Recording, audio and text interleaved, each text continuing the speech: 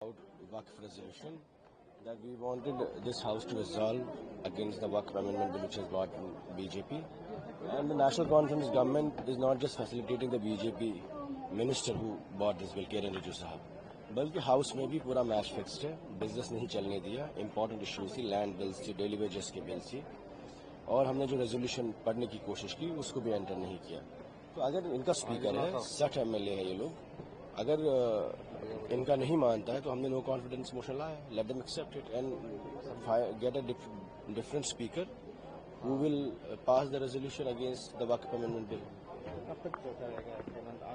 चला कल दिन है और हमारी पूरी कोशिश होगी कि इस हाउस में कल वक्फ अमेंडमेंट बिल के खिलाफ जो हमारा रेजोल्यूशन है वो कल एक्सेप्ट होगा और पास भी होना चाहिए। सर, हमने देखा कि अमित शाह ने एक ट्वीट किया था कि जिसमें हुर्रियत लीडर जो है उन्होंने हुर्रियत को छोड़ दिया है, तो उसको किस तरह से आप देखते हैं?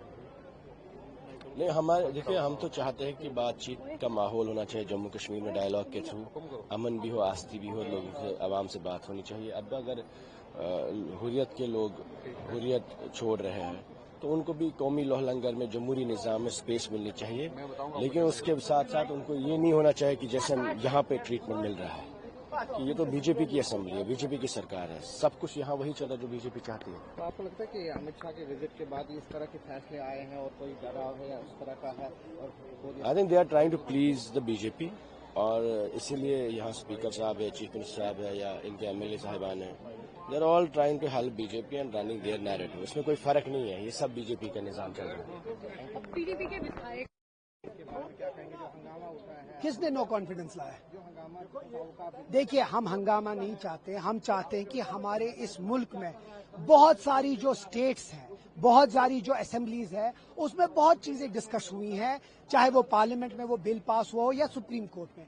हम उसी का हवाला देके स्पीकर साहब को चाहते थे कि वो सेंस ऑफ द हाउस लेकर एक मुस्लिम मेजॉरिटी जो मुस्लिम्स है उनके एहसासात को समझ के इसके ऊपर एक डिस्कशन करने देते। डिस्कशन हो तो हम दिल की बात करते, हम किसी को चैलेंज नहीं कर रहे, हम बार बार करें, हम अथॉरिटी को चैलेंज नहीं करें, लेकिन क्योंकि एग्जाम्पल्स बहुत है उस हिसाब को देकर हमारे को एक मौका देना चाहिए था कि हम अपनी दिल की बात कर सकें।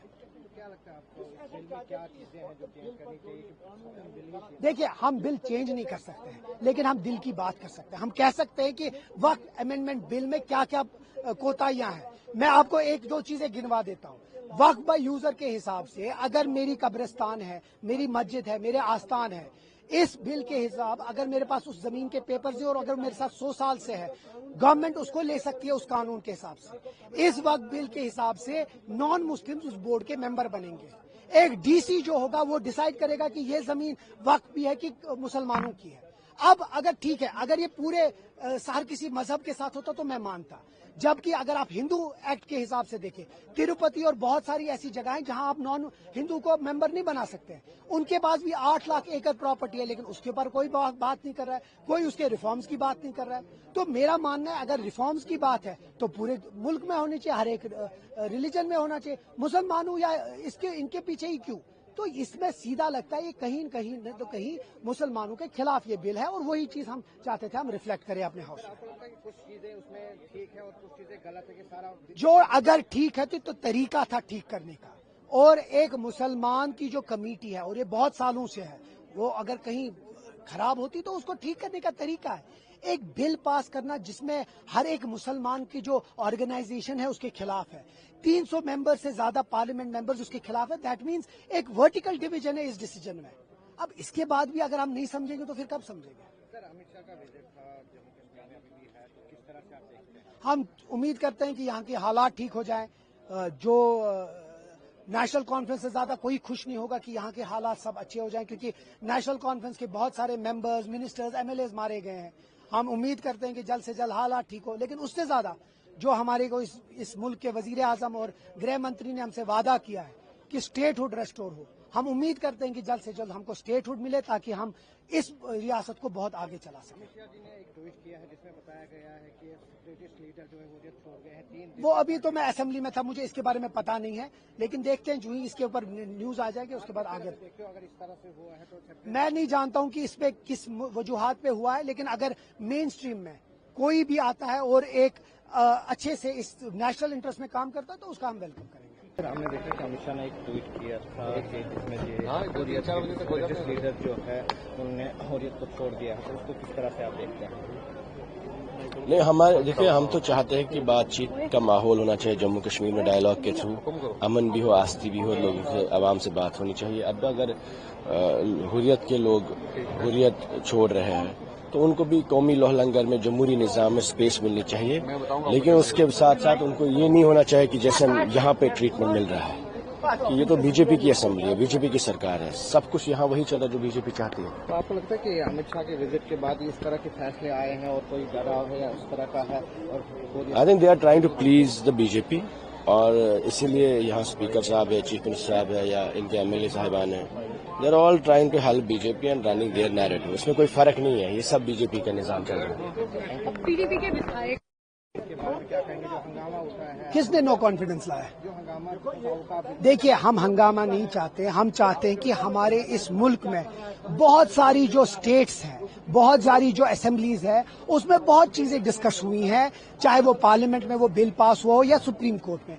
हम उसी का हवाला देके स्पीकर साहब को चाहते थे कि वो सेंस ऑफ द हाउस लेकर एक मुस्लिम मेजॉरिटी जो मुस्लिम्स है उनके एहसासात को समझ के इसके ऊपर एक डिस्कशन करने देते। डिस्कशन होता, हम दिल की बात करते, हम किसी को चैलेंज नहीं कर रहे, हम बार बार करें, हम अथॉरिटी को चैलेंज नहीं करें, लेकिन क्योंकि एग्जाम्पल्स बहुत है उस हिसाब को देकर हमारे को एक मौका देना चाहिए था कि हम अपनी दिल की बात कर सकें।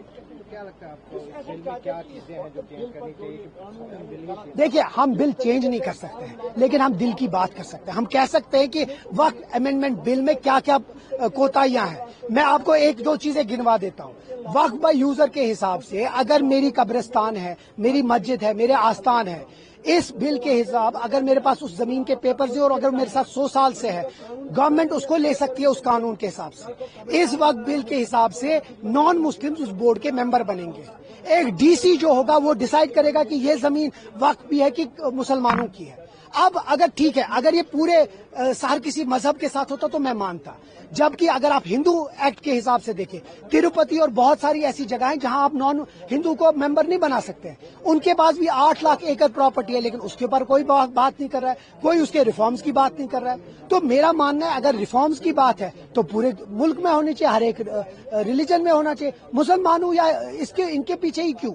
तो इसमें सीधा लगता है ये कहीं न कहीं मुसलमानों के खिलाफ ये बिल है, और वही चीज हम चाहते थे हम रिफ्लेक्ट करें अपने हाउस में। आपको लगता है कि कुछ चीजें उसमें ठीक है और कुछ चीजें गलत है कि सारा जो अगर ठीक है तो तरीका था ठीक करने का, और एक मुसलमान की जो कमेटी है और ये बहुत सालों से है, वो अगर कहीं खराब होती तो उसको ठीक करने का तरीका है। एक बिल पास करना जिसमें हर एक मुसलमान की जो ऑर्गेनाइजेशन है उसके खिलाफ है, 300 मेंबर से ज्यादा पार्लियामेंट मेंबर्स उसके खिलाफ है, दैट मीन्स एक वर्टिकल डिवीजन है इस डिसीजन में।